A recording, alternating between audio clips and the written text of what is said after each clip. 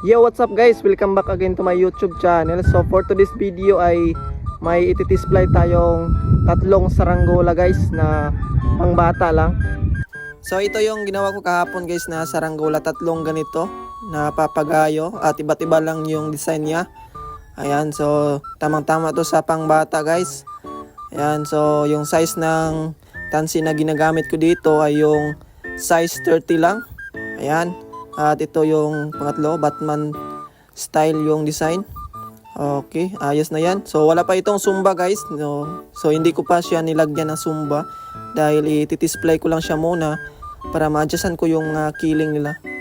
Ayan, so tingnan natin kung lilipad ba tong tatlo na ginawa ko kahapon.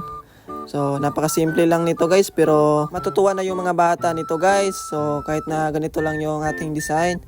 Ayan, so titisplay na natin to. So unahin ko dito sa itong itong dipaniki na design. So ayan guys, ito yung unahin natin. So sobrang liit lang siya guys. Ayan o. Okay. So ako nga pala mag-isa magpalipad nito guys dahil wala akong tagatala ngayon. So malakas naman yung hangin kaya kayang-kaya natin ito. So ayan guys, isang angat lang. At lumipad agad oh. So napakadali lang paliparin ng saranggola na to. So hindi na mahirapan yung nagmay-ari nito paliparin dahil ang dali lang nitong paangatin guys.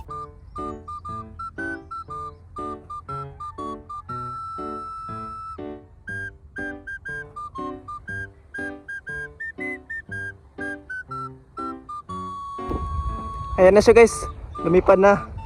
Ayan o, napakatayog ng lipad niya guys. Yon, grabe yung lakas ng hangin sa taas. Oh, wala pa yung sumba guys. Pag nilagyan ng sumba ay sobrang ganda nito. Sobrang ganda nito ng lipad pag may sumba na. Kaso lang wala pa siyang sumba. At least nati-display natin siya. Wala pa lang itong sumba pero ang tayog na ng lipad. Grabe, napakahusay ng lipad guys. Okay. So kung napapansin nyo guys, para siyang malikot sa taas dahil yan sa yung hangin, pabugso-bugso kasi. Kaya ayan, medyo magalaw siya at hindi naman ito masyadong mataas. Kaya ayan, at wala pa siyang sumba, kaya ganyan yung lipad niya. Pag nalagyan na ng sumba guys ay ma-okay na to. Ayan. So yun na guys, binaba ko na dito. At dahil nakita naman natin yung lipad niya, maayos. Next naman natin yung isa nating saranggola dito. Dito ko lang ilagay. So, okay, next naman natin ito. Yan dito.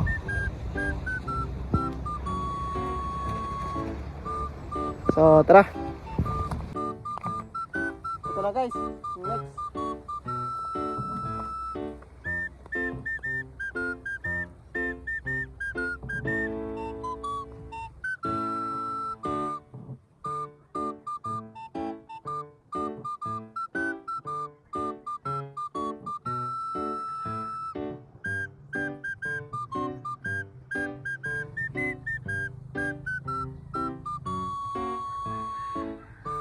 Ayun, isang angat lang siya guys at lumipad agad. So medyo maganit din yung saranggola na to kahit na maliit lang. Dahil maliit lang kasi yung nylon na ginagamit ko dito guys. Yung lang, size 25. Sobrang liit at yung makukuhaan talaga sa kamay mo. Medyo masakit sa kamay pag hilahin. Ayan. So wala naman siyang problema sa lipad guys. Ayan o, ayos agad, wala siyang killing. At ayun na nga guys, nababa ko na siya dito. So nakita naman natin yung lipad niya at napakaganda. So wala naman siyang killing. So isang angat lang to. Ayan, so ayos na yung ganitong lipad guys. So sumba na lang yung kulang. So i-next naman natin yung last na ating saranggola. Okay, itong last natin na papaliparin. Okay, so tara, lipat. So ito na guys, medyo pinahirapan ako ng saranggola na to. Ayan o, so tumayog na siya.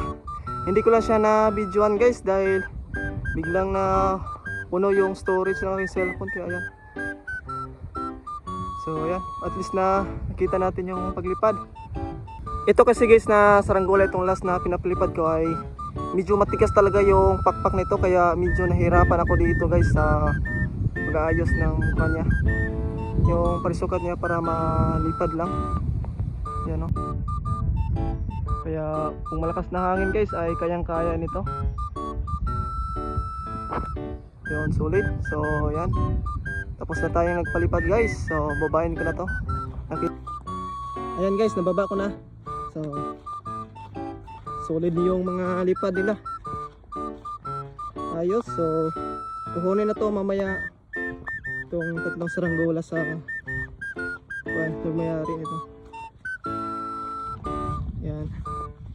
Okay. Dito. At ayos na yung lipad nila guys. Solid na. So paano lang, sumba na lang yung kulang. Okay, so hanggang dito na lang guys. So kita-kits tayo sa next video. So thank you.